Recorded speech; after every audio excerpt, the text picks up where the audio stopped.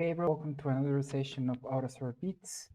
In this type of videos, we're going to discuss one paper that is related to AUTOSAR. So maybe the duration will be longer than the usual standard duration of the other videos. And the pace will be slower in this ones. So we're going to perhaps, we're going to go through the paper, maybe highlight some of the points, uh, discuss a bit further about what is mm, talked about in that part of the paper. And yeah, hopefully this help you and help me also to better understand this. Probably exchange some ideas in the comments. And yeah, so let's get started. Hmm. So let's switch our view to the paper here. So here it is. This is the hardware independent software development with AUTOSAR. Of course, I'm gonna leave the link there in the description. And as you can see, the name or the authors here are representatives from the uh, consortium, so from the core partners. So we can see some names here of companies from the core partners. And then, so the abstract here is this paper describes the development of application software with AUTOSAR. The AUTOSAR architecture and the development methodology enable a hardware-independent development of application software so that higher reuse and increased flexibility and scalability are possible. Actually, I've heard sometime that the biggest contribution of the AUTOSAR Classic platform is this basically the separation between application and system software, otherwise called infrastructure. So this paper, the purpose of this one is to basically show that contribution. So this is something that we already know, AUTOSAR, Automotive Open System Architecture. This is something that originated, this consortium originated in 2003. Actually, this paper is, I investigated, this is from 2010. And yeah, the key point here of the platform is to aim the increase of reuse of software components, which, as we know, this is part of the, or here is, it is referring to application software components. So the idea of this separation is to also be able to, well, to increase the reuse, also the transferability of functions throughout the vehicle network, which what this means is that any component technically is possible to allocate it into an ECU that perhaps support this component. But yeah, that's basically the idea that the the platform will allow for any component that is compliant with this standard to be allocated there, and the allocation should be transparent or as seamless as possible. That will say. And of course, this separation, this abstraction allows for multiple suppliers to be able to participate on the creation of an application. And what else? So the standard defines an architecture, which I guess this is one of the things that we're mostly familiar with. Also, later on in this paper, it mentions the existence of the methodology, which it's also a very important part of the standard. It's basically, I would say the pillars will be the architecture, then the methodology, and then the standardized interfaces. So let's say basic software not visible to the customer. Yeah. So basically, the idea here is that, or yeah, the idea of the standard is to standardize this portion, the basic software, which for the end user, this is not value added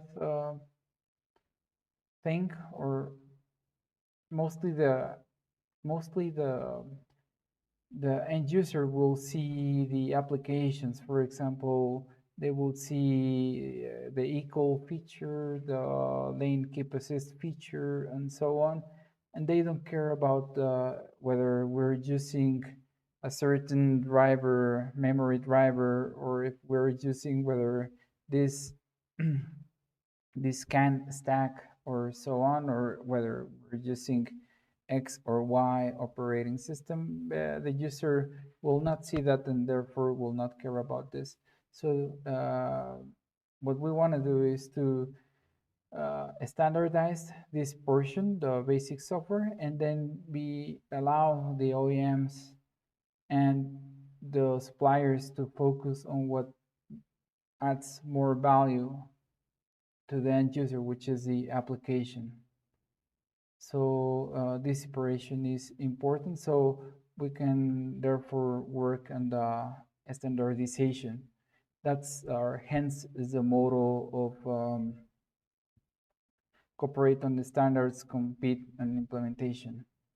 So actually, let me show you here part of the presentation that I had. If you go to the website, you can see that the primary goal of the AUTOSAR development partnership is the standardization of basic system functions and functional interfaces. So as probably you have seen the previous image, the idea is to separate the software between application and system software. Application, we can say that it is a software that allows users to do user-oriented tasks. Examples of that is the word processor, email client, your IDE. And then we have system software, which is software designed to provide a platform for other software to run. So in that category, we can find things like an OS, what we know as, or commonly know as OS, a game engine, a cloud service, and then in between we have the APIs, which allow the applications to know what services are provided by the system software.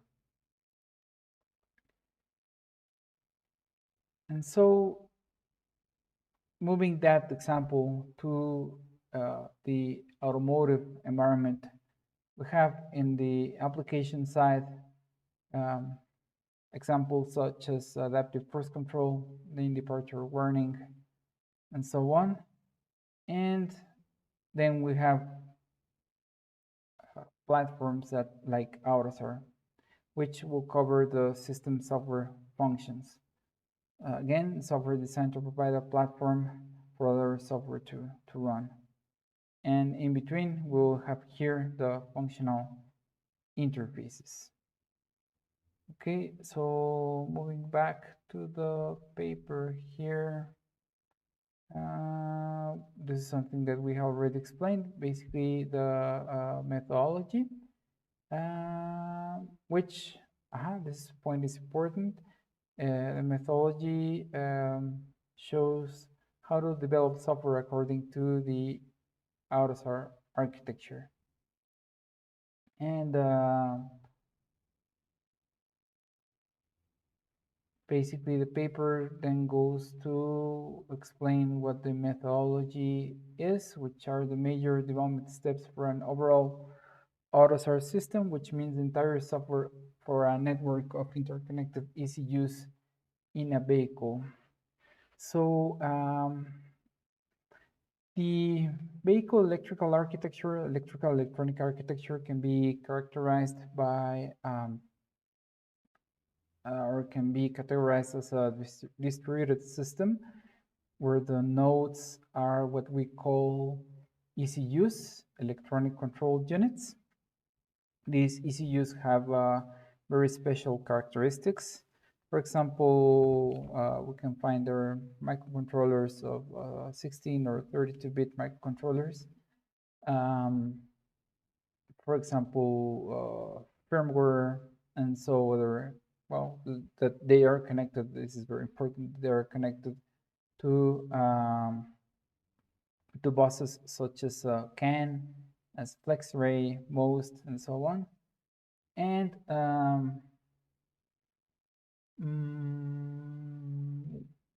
yeah, this paper actually, the emphasis later on will be on the ability to design an architecture, functional or logical architecture in the application side, independently of what line lies beneath that. So the logical architecture is composed of software components, logical software components, and the idea of the virtual functional bus is to establish the interactions that are set between these components and to abstract the allocation of these components into the different ECUs. Basically, any component will not be aware of which other components are allocated into the ECU where it is being, or what it was transferred. So that's basically the idea of here of the BFB, and the methodology basically allows to do that first by defining the system, then extracting the information that is relevant to each ECU, and then setting up some other steps like the ECU creation of the ECU configuration. So let's see here, by the coupled development and implementation of application functionality. And yeah, this is something that we have already mentioned, seamless integration of configuration of both the overall system and its individual ECUs. One definition here that might be important is AUTOSAR system, which means entire software for a network of interconnected ECUs in a vehicle. So it's basically the set of all components that are relevant or that are available or are to be allocated into the different ECUs. So what else here? So the BFB is nothing more than the sum of the interfaces defined or used by the components that are participants in a function, as well as the ports. So all that is called the data model. And so that's basically what is necessary in order to complete the BFB level. Also, it should be this. There should be a description of the services needed in the for the basic software. I mean, yeah, the services needed by applications for the basic software, and yeah, that's basically what the BFB is. And what else here? Yeah, so we talked about this step, which is the definition of the logical architecture, and then we work out what is called allocation, which is the which considers the physical architecture, which will be basically the ECUs where our function will be allocated to.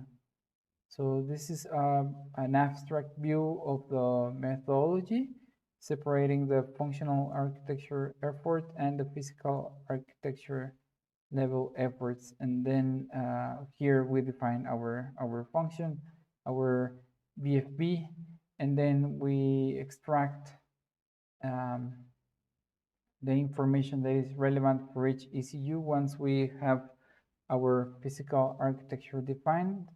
And then we can, the idea or the advantage here is that we can work separately in the implementation of the components and the configuration and perhaps other implementations that are relevant to the ECU. And what else? Yeah, we explained a bit what the virtual functional bus is. So here, yeah, this is a very important point. Development on BFB level, the software component description does not have to be complete. At least the data model, the used interface, data types, and services from the basic software must be defined. So as you may notice, we do not need to define at this point in the extract iteration, we do not need to define at this point the runnables that can be defined later on once that we have our extract and we start with the configuration of the ECU. So here the components interact via ports. This is actually what the BFB is the ports and therefore the definition of the interface for each of the components that are part of our system. And this is all defined in the BFB document released by AUTOSAR. This is roughly explained.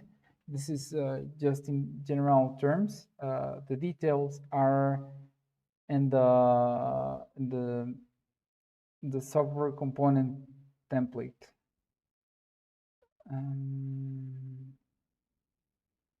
So what else here?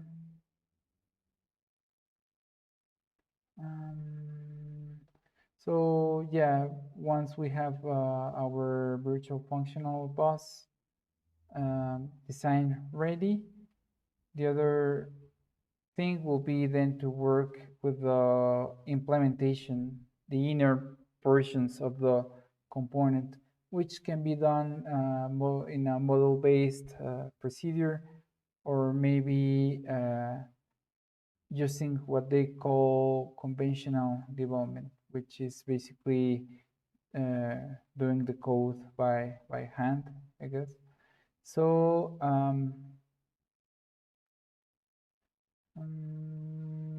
of course, yeah, once or if we, for example, go this way, we will need to then use a template editor for completing the description of the software component.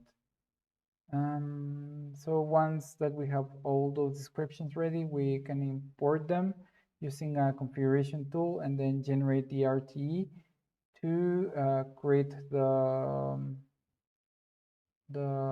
ECU specific portion of the virtual functional bus, which will be basically the RTE. And so later on, it explains what standardized application interfaces are. This is perhaps also part of the model, which is cooperate on the standards, compete on implementation. Basically, there are some applications interfaces related perhaps with commodities or already known functions. then why not standardize the interfaces there? So the conclusion of the paper will be that the AUTOSAR yields several important advantages. The PFB concepts allow for developing a functional architecture of the application functions without any need of considering the underlying hardware with easy use and network. The virtual integration means the front-loading of development work, or of course, also the separation between application and system software development. That's basically the huge advantage. Another thing I wanted to show here is that AUTOSAR is not so different from Android. Android, for example, provides a software architecture. Here we have our layered AUTOSAR layered architecture. AUTOSAR Android has also their architecture. Android provides a system software implementation. AUTOSAR provides specifications for that middleware, and Android provides a methodology to deploy an app, what we know as an app, into several different smartphones. Actually, yeah, going a bit back to this, Android provides a system software that is meant for a smartphone, and the difference is that this system software is meant for easy use. So going back to methodology, the idea here is to deploy, or in the case of AUTOSAR, is to deploy an application into the different easy use that exist in a vehicle. So I think that's it. As I mentioned, I'm gonna leave a link to the paper in the description. And yeah, basically, have a good one. Bye.